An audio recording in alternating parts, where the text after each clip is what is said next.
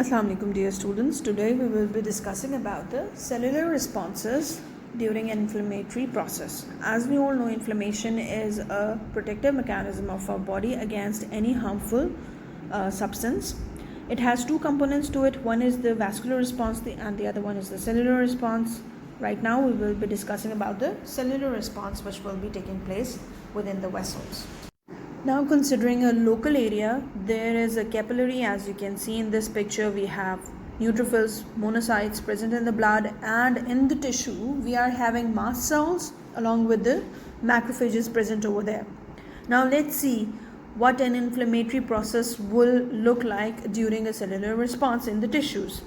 Now after the invasion of a bacterium or any kind of pathogen within a tissue, the mast cells, this antigen or the pathogen will either get attached to the mast cell or will be eaten or engulfed by the macrophage. As this pathogen attaches to the antibodies present on the mast cells, it will cause a massive release of different substances. As you can see over here, the pathogen is also getting attached through its antigen to the receptors present on the macrophages, leading to a receptor mediated endocytosis. Now in the mast cells, the substances, different kind of substances will be released, like the leukotrienes. There can be histamine, there can be bradykinin, there can be prostaglandins, and a bundle of other substances that have already been told to you in the vascular response will be released from the mast cells.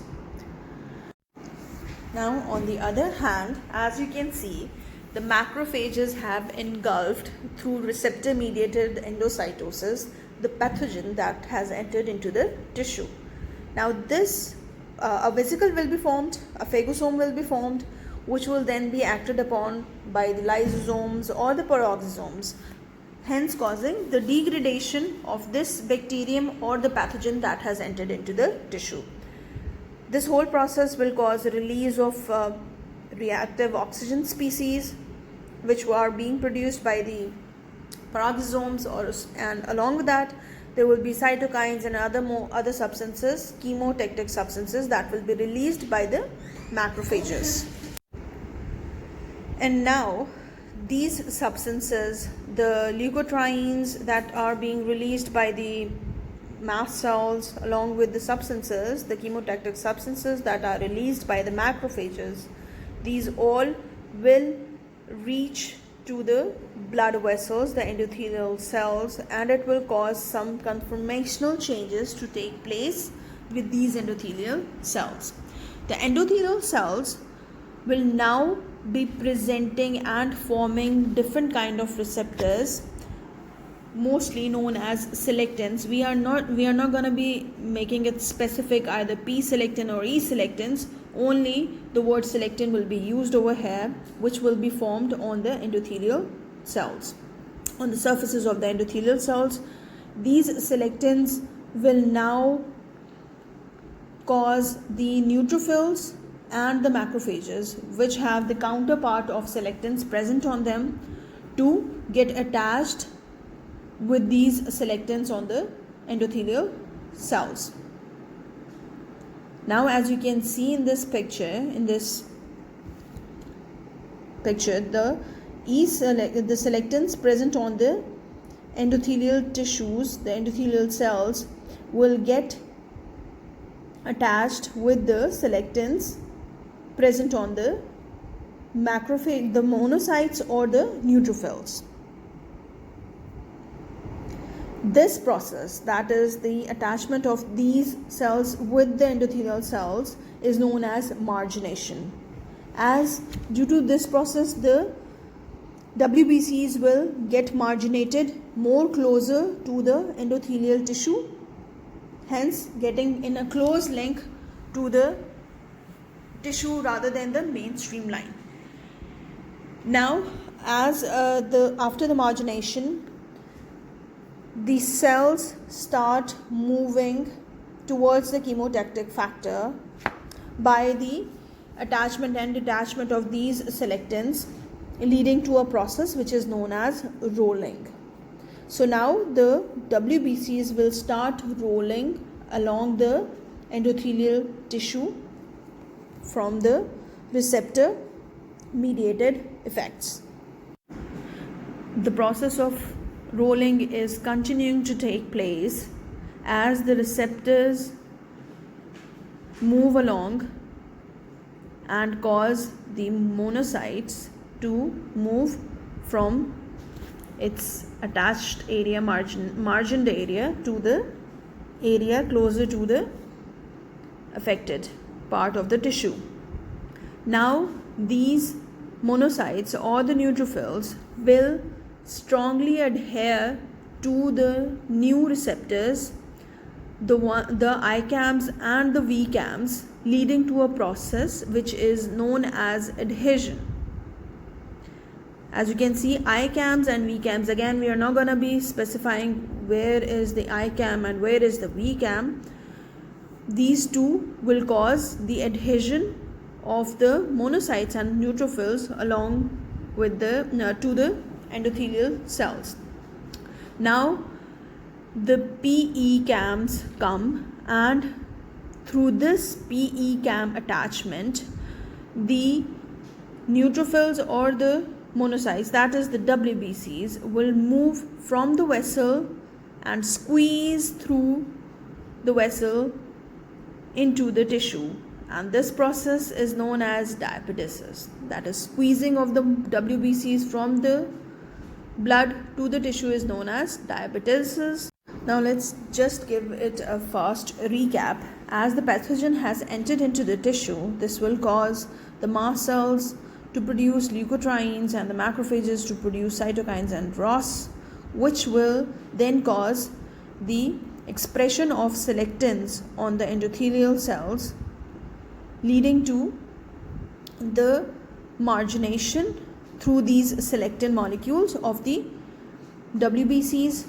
Then there will be a rolling process that will be taking place from one selectin receptor to the other selectin receptor. Then through the ICAMs and VCAMs, the adhesion, strong adhesion of these WBCs will take place, and ultimately through the PECAMs, the diapedesis or the squeezing or the transmigration of these WBCs will take place from the vessel to the tissue. Now what will happen? If it is a monocyte, it will get converted to a macrophage, and if it is a neutrophil, it will directly attack the bacteria that has entered into the body. This all has occurred through a process which is known as chemotaxis, that is, movement of the cells under the influence of the chemotactic factors. And the processes that have been explained till now are known as recruitment of the WBCs. This recruitment of the WBCs comprises of margination, rolling, adhesion, and ultimately diapedesis. And all of this has occurred under the influence of chemotactic factors that were released by the mast cells and the macrophages already present in the tissues. Now, after discussing the recruitment of the WBCs, that is the first half of the cellular response of inflammation, the second half of cellular response of inflammation comes when the WBCs, they find their way into the tissue and will perform now the function of phagocytosis on the pathogen that has entered into the body. This process is known as activation of the WBCs. The activation of WBCs will be for both the neutrophils along with the macrophages. Now, as you can see, a pathogen that was already present in the tissue, to which the macrophages and the neutrophils have found their way from the blood vessel to the tissue, will come and will get attached to this pathogen, the antigen of this pathogen, through their receptors present on them. This recognition of the pathogen as a non-self is known as the process of recognition. This is the recognition process. It will recognize this pathogen as a non-self and will then be forming pseudopods and will cause a receptor mediated endocytosis of the pathogen. As you can see over here, the receptors are attached with the pathogen along with their antigens on it, and pseudopods are being formed which will then engulf this pathogen. Now, after this engulfment of the pathogen, a vesicle or a phagosome will be formed. This phagosome now will be acted upon by the lysosomes as well as the peroxisomes. Now let us just enlarge this phagosome and see what will be happening to this within the macrophage. As you can see, this is the bacterium which is present inside the phagosome. This will then be acted upon by the lysosomes. Lysosomes are the digestive part present in the digestive organelles present in the cell, which causes the release of different types of enzymes from them. Mostly the hydrolase enzymes are present, which will be entered, which will enter into the vesicle and will cause the degradation of the vessel of the cell membrane of the bacteria, causing it to get killed. But sometimes a few bacteria, they have a very strong covering on their cell membrane, and the lysosomes cannot degrade the cell membrane of these bacteria. Over there, the peroxisomes come, which have these oxidase enzymes and will cause a process known as respiratory burst or we can call it just respiratory burst or the oxygen burst mechanism, in which the free radicals of oxygen are formed, leading to formation of hydrochloric free OH and HOCl, which is a bleach-like substance. This will then cause the degradation of the cell membrane or the outer coat of the bacteria, causing it to get killed.